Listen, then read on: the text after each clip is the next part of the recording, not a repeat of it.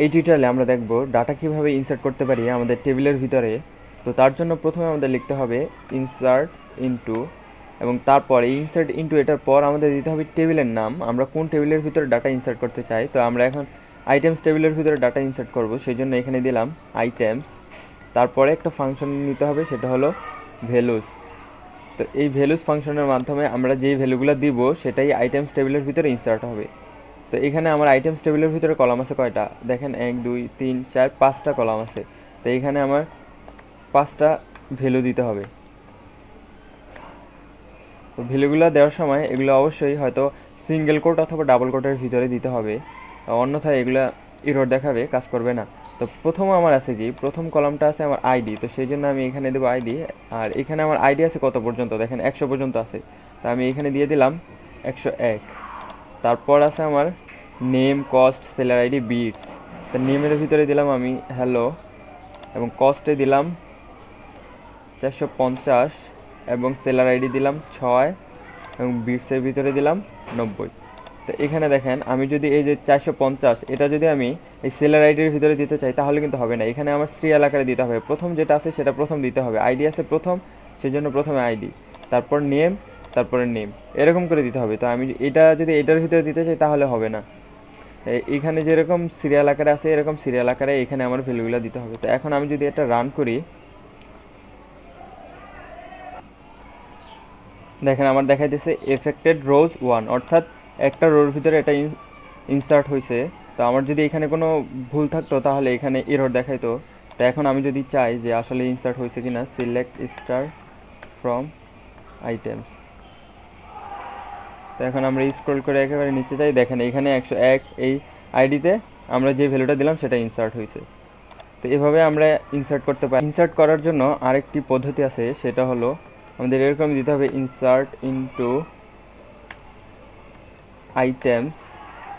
এইখানে আমরা বলে নিতে পারি যে এরকম করে আইটেমসের ভিতরে, এই আইটেমস টেবিলের ভিতরে আমরা কলামের নামগুলো দিয়ে দিতে পারি যাতে আমাদের সুবিধা হয়। তো এখানে আমরা প্রথমে দেব আইডি আছে আমাদের, তারপরে নেম, তারপরে কস্ট, তারপর সেলার আইডি, এবং তারপরে হলো বিটস। তো এগুলো হলো আমার এখানে কলামের নামগুলো। তো এগুলো কিন্তু ভুল হলে চলবে না, এগুলো একেবারে এখানে যেরকম আছে ঠিক সেরকম হতে হবে এখানে। তো এগুলো দেওয়ার পর এখন আমরা দিব ভ্যালুস আগের মতো, এখানে আমরা দিয়ে দিলাম 102। আমার এখানে হলো আইডি হলো 102, তারপরে নেম হলো ধরেন ওয়ার্ল্ড, তারপরে আমার সেলার আইডি দিলাম 32। উপস, তার আগে আমার কস্ট আছে, কস্ট হলো 120।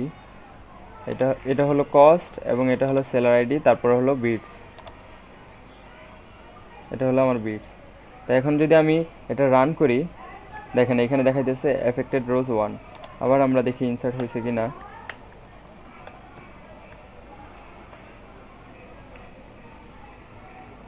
দেখেন এখানে ইনসার্ট হয়েছে এই যে ওয়ার্ল্ড নামে, এবং যেটার আইডি দিয়েছিলাম আমরা 102।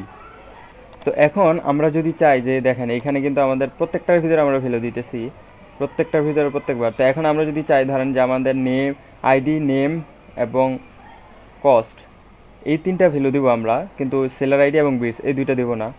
তো তার জন্য আমাদের কোয়েরিটা হবে এরকম ইনসার্ট ইনটু আইটেম। তো এখানে আমরা বলে দেব কি কি নেব, আইডি, নেম, কস্ট, এই 3টার ভিতরে আমরা ভ্যালু দিতেছি, সেই জন্য এই 3টা নিলাম।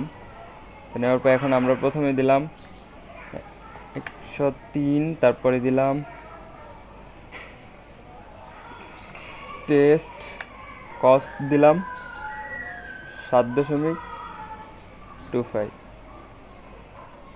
এখন এটা যদি রান করি, দেখেন এফেক্টেড রোজ 1। আবার যদি আমরা দেখি যে আসলে এটাকে ইনসার্ট হয়েছে কি না, তো তার জন্য এরকম করে দেখতে পারি। দেখেন এখানে আমার ইনসার্ট হয়েছে, আমি যেটা দিয়েছিলাম আইডি 103, তারপর নেম, তারপর কস্ট, দেখেন এখানে সেলার আইডি আর বিটস কিন্তু 00 আছে। তো এরকম করে আমরা ইনসার্ট করতে পারি। যে কোনো ডাটা। প্রথমটা ছিল একদম একেবারে সহজ, কিন্তু ওটাতে হয়তো বা আপনাদের সমস্যা হতে পারে যে ভুল করতে পারেন যে প্রথমটা কি বা দ্বিতীয়টা কি কলমের নামগুলো। তো সেই জন্য আপনারা পরের যেই সিস্টেমটা আছে সেটা ফলো করতে পারেন। এবং পরবর্তীতে যদি আপনারা চান যে সবগুলোর ভ্যালু দিবেন না, তাহলে তার জন্য আপনারা ইনসার্ট করতে পারবেন